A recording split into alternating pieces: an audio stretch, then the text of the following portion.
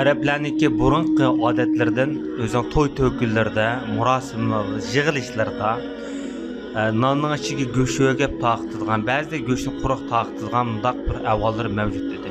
Ko'pincha nonning ichiga go'shtni elib, go'shtni yo'gab taqtilgan avollar mavjudda. Chunki hamda ba'zida odamlar nayt ko'p keladi yig'ilishlarga, to'y to'killarga. Hamda chunki arablarniki diyorlari asosan sahro. Anğallık adam yiroq yaqin demay darhol shu to'y to'killarga keladi. Chunki hozirgidek insonlar odamlar ko'p nayt oldirashchan emas. Kunlarniki birida ma'lum bir arabniki uyda to'y bo'pti-da. Shu to'y yig'ilishlarda kelgan mehmonlarniki soni bir oz ko'proq kelib qopti. Shuning bilan bu uyninki egisi, to'y sohibi qanday qilishni bilmay, nonning ichiga go'shtni yo'gab o'zining yiroqdan kelgan tonimaydigan mehmonlarga taqtibdi.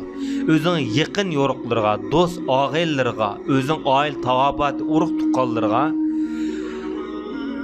go'shbodaq qilib quruq nonni yo'gab taqtibdi. Orliqda bu o'z do'sti yak yaqinim deb o'ylagan odamlardan birisi "Palani uyegisi, mening go'sham yo'q-ku, qani quruq nonni beribsan-ku" deb yuqori ovoz bilan mehmonning oldida bu odamni rasvo qilib to'lab. Uy egisi mehmondor turib ketib, "Voy, sening go'shang menda ba xotirjam bo'l. Men seni oil tavobatim yaqinlarimdan deb o'ylab qopdim-a" deb javob berdi. Demak, dunyoda hozirgi paytlarda biz yaqinimiz, do'stimiz, yaqin og'aylarim, urug' tuqqanlarim, do'stlarim deb eng ishonch qilgan yaqin odamlarimiz mushu odamga o'xshash oldinib qoldigan, mushu odamga o'xshash biz gumon qilib qoldigan avollar to'limi mavjud. Balkim bizga ixlos qilib qolishi mumkin, bizni qo'g'dishi mumkin yoki bizga yomonlik qilmaslik mumkin deb o'ylab qolamiz. Amaliyat uningdan boshqa.